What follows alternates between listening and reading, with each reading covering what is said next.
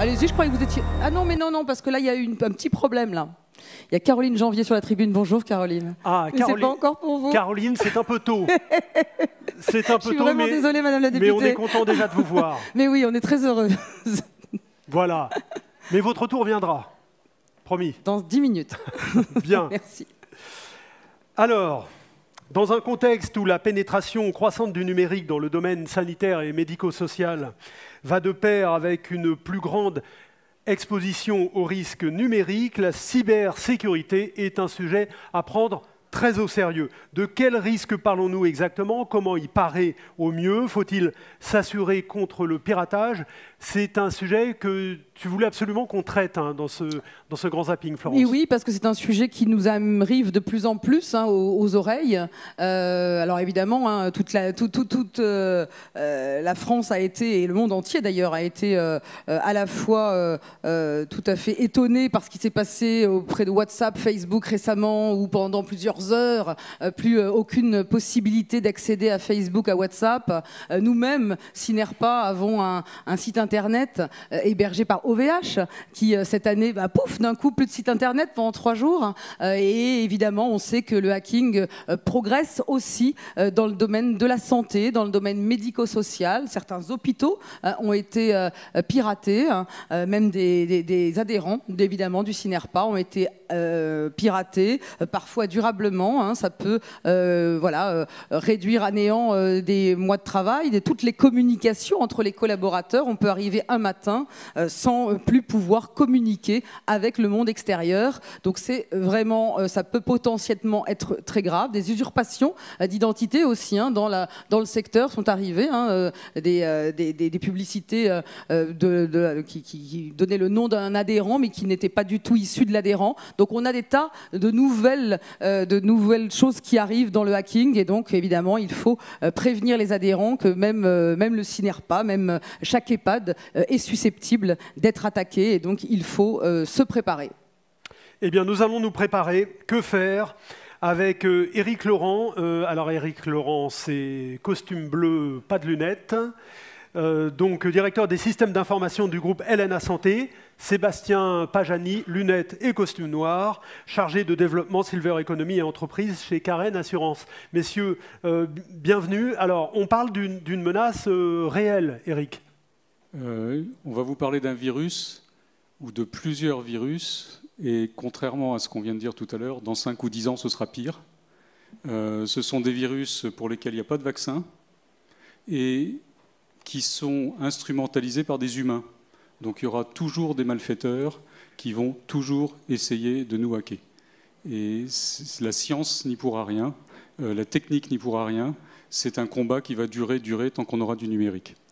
Alors, il ne faut pas croire qu'on est à l'abri, c'est quelque chose qui touche tout le monde, parce que ça ne coûte rien d'attaquer. N'importe quel gamin peut récupérer sur Internet du ransomware as a service, ça ne coûte rien. Je l'installe, j'appuie sur un bouton et il y a des ordinateurs dans le monde entier qui s'occupent de balancer ça partout. Donc, quand on dit on est attaqué, en fait, on n'est jamais réellement attaqué, on n'est pas une cible. Les virus, on appelle ça des virus parce que c'est assez proche, les virus sont partout, ils sont sur Internet tout le temps et ils cherchent la faille. Et ce n'est pas un humain qui est derrière qui cherche la faille, le virus se débrouille tout seul pour trouver la faille et ensuite il dit à l'humain « Tiens, j'ai trouvé une faille, si tu veux, tu peux t'en occuper. » Donc ça ne coûte rien et l'attaquant ne prend aucun risque. Juridiquement, on a un mal fou à les retrouver, on ne sait jamais qui a attaqué et la technologie ne permet pas d'aller retrouver qui est à l'origine. C'est d'abord des petits robots qui tournent tout seuls et ensuite ça peut être potentiellement des groupes de malfrats qui s'en préoccupent. Donc c'est un virus sans réel système de défense. La seule chose qu'on peut faire, c'est monter des murailles, se défendre de plus en plus et de mieux en mieux, mais l'attaque est là et elle n'est pas ciblée. Donc vous êtes tous concernés, nous sommes tous concernés. Sébastien, le cybercrime serait la 3e économie mondiale. Oui, tout à fait. En fait, ce serait la 3e économie mondiale. Ce qu'il faut savoir, c'est que c'est beaucoup plus simple en fait, de faire du cybercrime que d'attaquer une banque. Ça représente 6 000 milliards c'est une estimation, 6 000 milliards de dollars. Tout à l'heure, on citait en fait la partie ransomware. Bon, c'est un exemple. Concernant le ransomware, si jamais ça vous arrive, donc le cryptage de données, on vous demande une rançon en échange en fait d'une clé de décryptage. Il faut surtout pas en fait payer, même si vous êtes assuré. Pourquoi? Parce qu'en fait, on n'est pas sûr du résultat. Sachant qu'il y a une députée qui envisage en fait un projet de loi pour interdire en fait le fait que les assureurs puissent payer, puisqu'indirectement ça finance le terrorisme. Je vais vous citer un second exemple qu'on voit arriver nous au niveau assurance, c'est le fait de prendre en otage en fait un réseau téléphonique qui se trouve maintenant en fait sur le réseau informatique, et puis vous vous retrouvez un beau jour avec une facture de téléphone de 50 000 €. Donc là, bon, il existe aussi des solutions de transfert de risques financiers. Pourquoi les domaines sanitaires et médico-social sont-ils particulièrement visés? La santé, c'est une très bonne cible. Pour prendre des exemples, un dossier médical d'individu sur le dark web, ça vaut 250 $. C'est très facile à obtenir, hein. On peut attaquer nos établissements, récupérer un dossier médical, on le revend 250 $. Il est utilisé, il n'est pas utilisé, qu'importe, ça fait toujours 250 $ pour le malfrat. Ensuite, l'informatisation des systèmes de santé est plutôt récent. De ce fait-là, on est moins bien protégé que les banques, moins bien protégé même que l'industrie, parce que nos systèmes sont récents, on a beaucoup d'appareils biomédicaux qui tournent sur des systèmes anciens, mal mis à jour, et quelque chose qui, à mon avis, est fondamental dans la santé, c'est qu'on est dans un monde bienveillant. L'ensemble de nos professionnels sont des personnes bienveillantes qui n'arrivent même pas à imaginer que quelqu'un va attaquer la santé. Mais les malfrats qui attaquent la santé, ils ne sont pas bienveillants, eux. Donc on est avec des malfrats d'un côté qui s'en fichent complètement, qui cherchent que l'argent, la troisième économie du monde, et de l'autre côté des gens bienveillants qui se disent quand même, si je mets mon mot de passe sur mon ordinateur, personne ne va s'en servir. Si, quelqu'un va s'en servir, et les exemples qu'a donné Florence sont intéressants, mais ils ne sont pas dangereux. Que Facebook ne marche pas, sincèrement, moi ça m'est égal. Et ça ne changera pas ma vie. Alors, Florence poste beaucoup. Je me moque. Par contre, que quelqu'un vienne dans mon système d'information modifier la prescription d'un de mes patients et ensuite m'écrive en disant « Au fait, j'ai modifié la prescription d'un de vos patients et si vous ne nous donnez pas de l'argent, je ne vous dirai pas lequel », là, je commence à être mal à l'aise. Si quelqu'un vient modifier les réglages de mon appareil de radiothérapie à distance et que ça double la dose ou que ça multiplie la dose par 10, je peux tuer des gens. Et en fait, le cybercrime, aujourd'hui, on voit beaucoup le hacking, on voit la rançon, donc il ne faut pas payer, on refait son système d'information, ça coûte cher, mais on le refait. Par contre, le vrai danger du hacking dans la santé, c'est la modification des données. Et la modification des données, ce sont les futures rançons qui vont bientôt nous arriver. Les cybercriminels savent prendre la main sur des appareils. Ils savent, l'exemple typique aux États-Unis, modifier une pompe à insuline à distance. C'est les premiers exemples qu'on a vus et ça va se développer. Et donc, le vrai danger pour nous, établissements de santé, c'est la modification des données.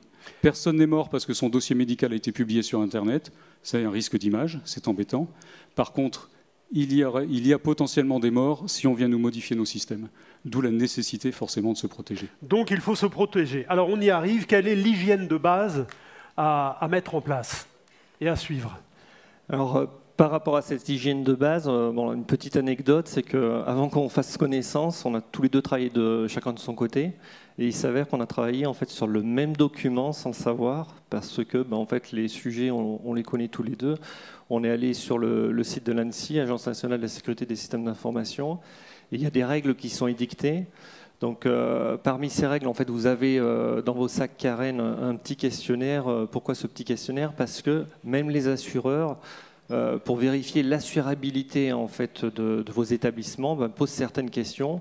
Et donc, dans les 6 premières questions, vous pouvez voir, par exemple, avez-vous implanté une politique d'usage de mots de passe robuste? Par mot de passe robuste, 1, 2, 3, 4, bon, ça l'est pas. Il faut faire attention. Effectuez-vous des sauvegardes externalisées et régulières. Donc là, j'attire votre attention sur une chose, c'est que lorsqu'il y a des prestataires externes, Florence l'a cité avec OVH, donc la vraie question qui est de se poser, c'est de se dire est-ce que en fait, mes données sont protégées correctement, puisque les prestataires en fait, externes ont une obligation en fait, de moyens et pas forcément de résultats. Donc là aussi, on est capable en fait, de vous accompagner pour interpréter en fait, les clauses contractuelles. Appliquez-vous régulièrement en fait, les mises à jour. Les mises à jour, c'est comme ce qu'on a cité précédemment avec la 3e dose en fait, de la vaccination. C'est évident, c'est fondamental de faire des mises à jour tout le temps, quand c'est nécessaire. Ça prend du temps, elles arrivent au mauvais moment, mais c'est pas grave, il faut les faire. Utilisez-vous un antivirus? Avez-vous activé un pare-feu et connaissez-vous les règles de filtrage? Ou comment vous informez-vous? Bon, l'exemple aujourd'hui. Comment sensibilisez-vous vos collaborateurs? Sachant que là aussi, en fait, le monde a changé avec le télétravail. Il faut bien séparer les usages en fait, professionnels des usages personnels. Un ordinateur professionnel, un ordinateur personnel. Un téléphone professionnel, un téléphone personnel. Si par exemple vos collaborateurs travaillent à la maison, ont besoin d'une clé USB, ils fouilleront dans le tiroir, ils prendront la première clé USB, mais on ne connaît pas le passif de cette clé USB. Ça se trouve, un enfant en fait, aura fait quelque chose avec cette clé USB, un exposé avec des camarades, il aura passé en fait, d'ordinateur en ordinateur. Et c'est comme si vous, en fait, demain, vous êtes au bureau, vous avez besoin de voir quelqu'un, vous sortez votre bureau, vous voulez un masque, vous n'allez pas prendre le masque de votre voisin au risque en fait, d'avoir un virus. Bien, merci messieurs. J'écourte un peu le temps qui nous était imparti parce que on va essayer de rattraper notre retard, mais je vous invite bien évidemment à rencontrer pendant la pause. Je peux juste rajouter Eric, juste un point. Allez-y, bien sûr. Ça, c'est les 12 mesures indispensables. Vous donnez ça à vos informaticiens, ils doivent le faire. Ensuite, il y en a 42 de l'ANSSI qui sont importantes. Mais pour vous qui êtes les dirigeants, il y a 3 sujets. Le premier, c'est le mode dégradé. Assurez-vous que dans tous vos établissements, vous avez un mode dégradé opérationnel le vendredi soir, parce que les attaques, c'est toujours le vendredi soir pour attaquer pendant le week-end. Le mode dégradé des DPI, c'est la base. Vous devez pouvoir imprimer vos dossiers patients. La sauvegarde externalisée, donc que tous vos données soient sauvegardées quelque part à la banque, parce que là, le pirate, il ne pourra pas y aller. Et assurez-vous, parce que vous serez attaqué. Nous serons tous attaqués, nous serons tous atteints un jour, et le temps de remédiation, donc de remontée, il dépend de ces 3 points-là. Voilà. Merci. Si je peux me permettre une dernière chose aussi, très rapidement. En fait, vous avez tous vécu en fait le confinement lié à un virus. Vive le confinement en fait lié en fait à une attaque informatique. Là, il existe une solution d'assurance pour l'instant, donc autant en profiter. Très bien, merci messieurs. On vous laisse regagner la salle. Merci beaucoup.